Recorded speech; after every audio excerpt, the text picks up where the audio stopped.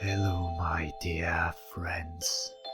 Let me guide you to a magical place, far away from all hardships and struggles. Close your eyes and open your imagination. Chapter 8: Arrival at Hogwarts. Alright, this is it, Scott said, practically bouncing on his feet. We're finally here. As you made your way towards the station's exit, a group of small, strange creatures caught your eye. They were wearing the oddest combinations of clothes. Some had mismatched socks. Others wore colorful scarves and oversized hats. You couldn't help but stare. What are those? You whispered to Lauren, who smiled knowingly. House elves, she replied. They help around Hogwarts.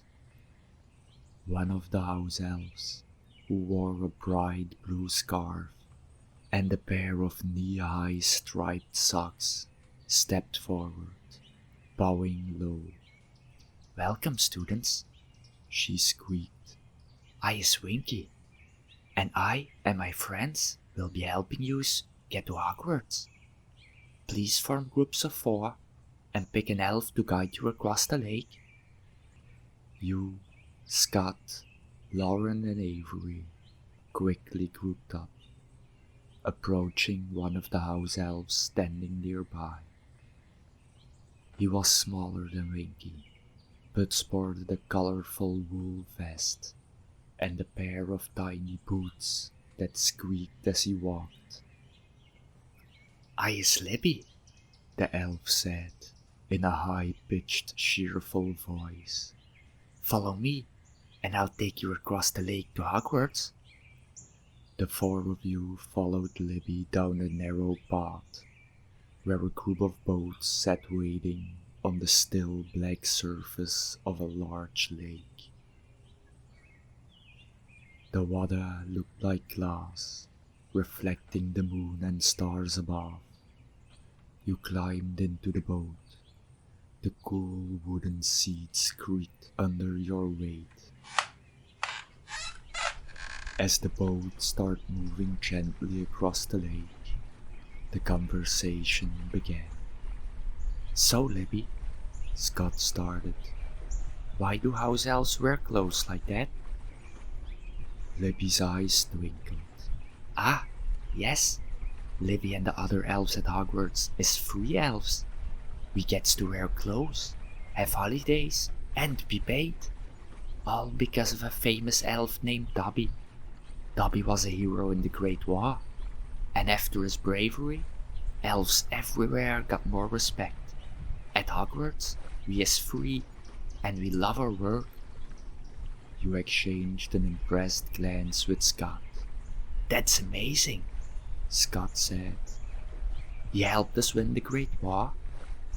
Libby's expression softened, though his smile remained. Oh yes, sir. It was a terrible time, but Dobby's bravery helped to save many lives. Now, Hogwarts is safe and wonderful again, just like it should be. As you continued across the lake, a sight appeared in the distance. Your breath got in your throat as the majestic silhouette of Hogwarts Castle came into view, illuminated by moonlight. Towers stretched high into the sky, casting long shadows over the shimmering lake.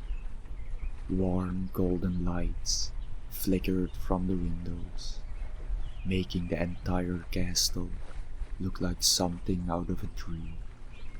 Scott let out a low whistle. Wow! Lauren's eyes sparkled as she leaned forward. It's even more beautiful than in pictures.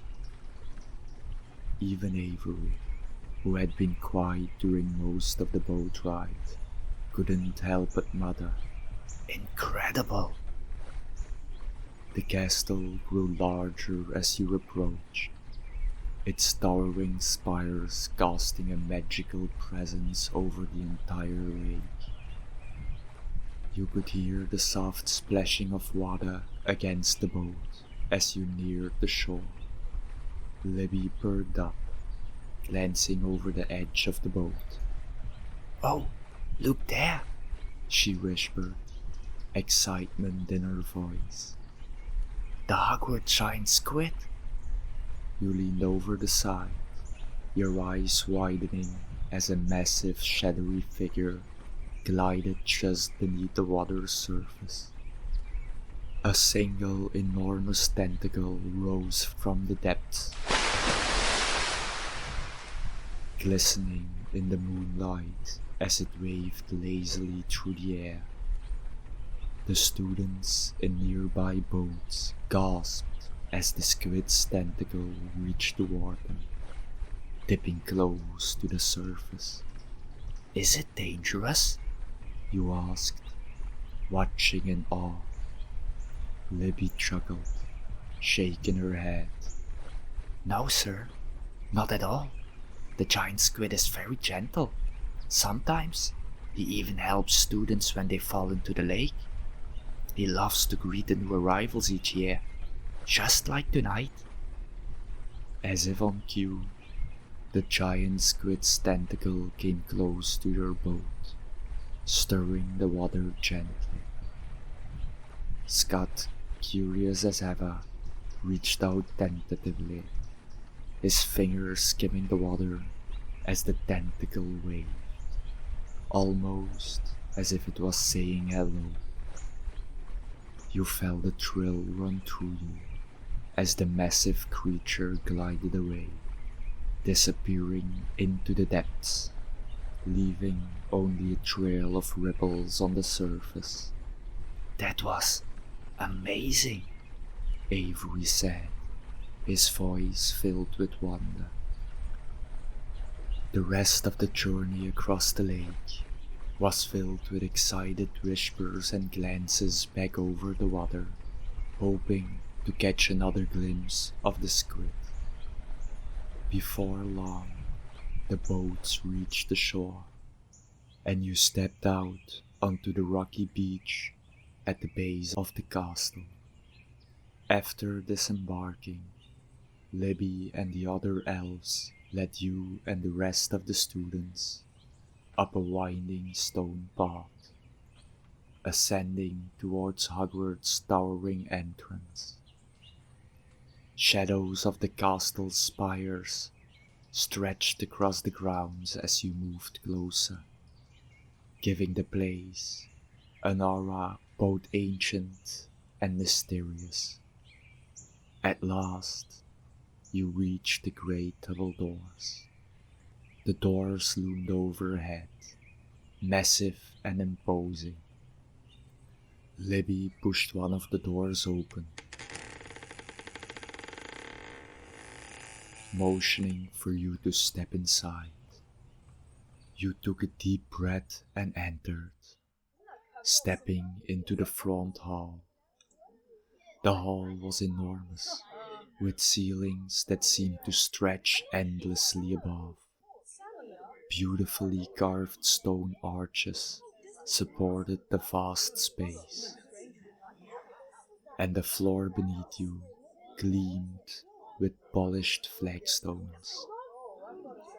The walls were lined with rich tapestries and portraits of wizards and witches from times long past, their eyes following your every move as they whispered to one another, casting curious glances at the new students. A stately wizard with a pointed beard nodded approvingly, while a witch in an elegant velvet hat raised a delicate eyebrow, studying each new face that entered. Their eyes seemed to follow your every move, and for a brief moment, one wizard in a dark blue robe even gave you a quick knowing wink before turning away. In front of you was a great staircase. It rose up from the center of the hall, its marble steps gleaming in the torchlight. Intricate iron railings lined the edges, decorated with symbols of Hogwarts houses and polished until they shone. Above, the staircase branched off into different levels, disappearing into the heights of the castle. And even as you watched, some of the stairs began to shift and reconfigure themselves, opening pathways and sealing off others as if they had a mind of their own. Scott's eyes widened beside you as he watched the moving staircase. They really do move. I thought Millie was joking, he whispered in awe. Every step, every flicker of the torchlight made the castle feel like it was alive. The great staircase wasn't just a means of getting around. It felt like it was part of Hogwarts itself, as much a part of its magic as the spells you would soon be learning. Just then, you heard a faint humming, and one of the tapestries beside the staircase rippled as if someone had brushed past it, though no one was there.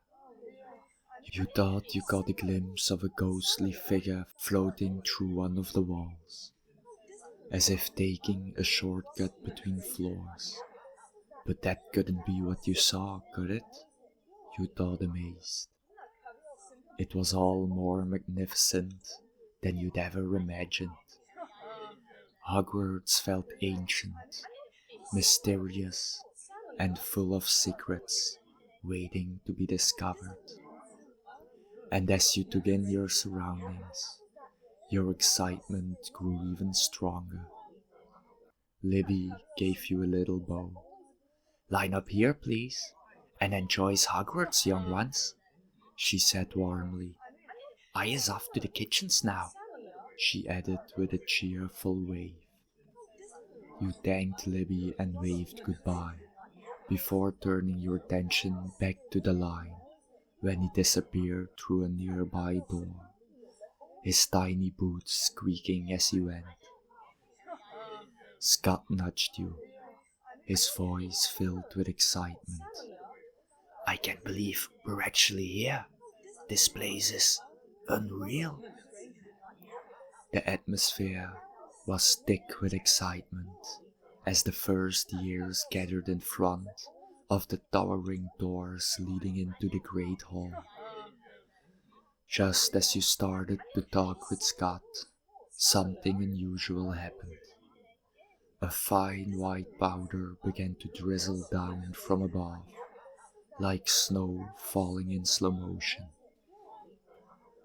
You blinked, watching as it settled over everyone, covering their heads and robes. Suddenly, a loud voice shouted from the entrance.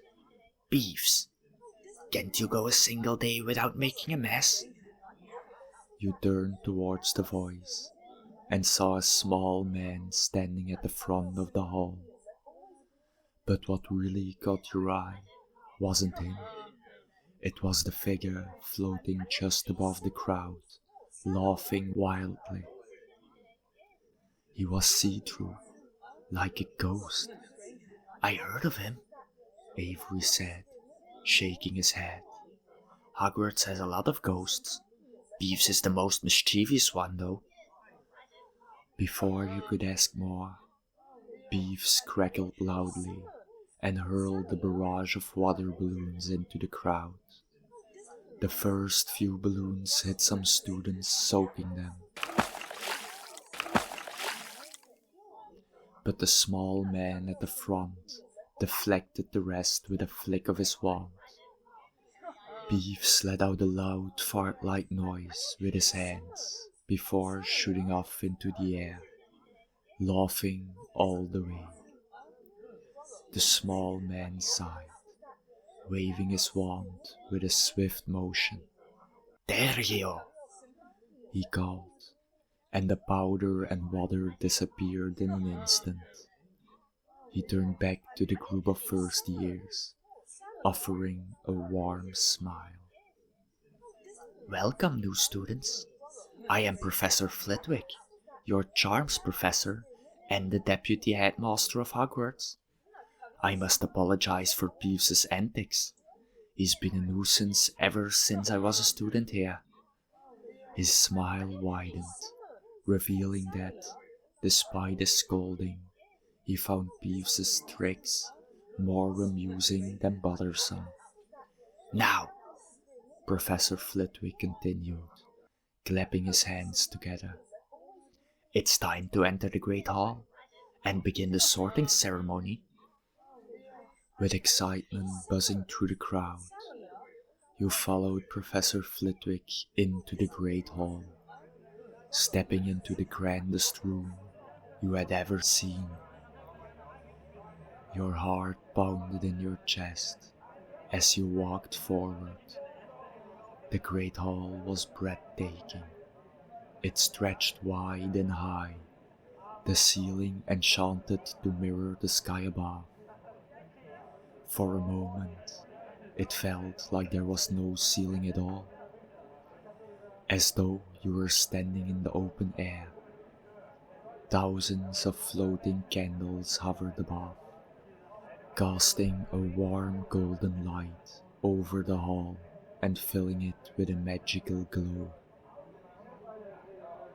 4 long tables stretched down the length of the hall, each filled with students from the upper years, their eyes fixed on you and the other newcomers as you walked down the central aisle. Above the table hung flags with the different houses that Hogwarts has to offer, their colors shimmering with pride. Brilliant scarlet and gold, with a mighty lion in the middle for Gryffindor, gleaming silver and green, with an ominous snake for Slytherin, warm yellow and black, with a beautiful badger for Hufflepuff, and majestic blue and bronze, with a powerful eagle for Ravenclaw. The tables were buzzing with murmurs and whispers, students pointing and nudging each other as they took in the new faces. In front of the tables, on a slightly raised stage, stood another, smaller, ancient-looking table where the professors sat, each of them watching the first-year students with eager expressions. Professor Sprout, the headmistress, sat at the center, her gaze soft, with a slight smile as she observed the new arrivals. Professor Flitwick took place beside her, along with the other teachers, each exuding their own unique aura of wisdom and mystery. As you walked down the aisle, your eyes took in the sights, smells, and sounds of the Great Hall. The warm scent of candles, the soft whispers of curious students, and the quiet creak of ancient wooden benches. Every detail seemed to pulse with magic, and you could feel the powerful history of the place all around you. Reaching the front, you and the other first years lined up before the professor's table, where an old, slightly battered head rested on a stool.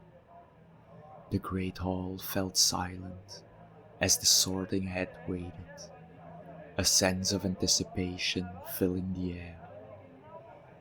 The older students leaned forward slightly, eager to see which house each new student would join. Your heart pounded in your chest, excitement and nerves mingling as you waited for the ceremony to begin.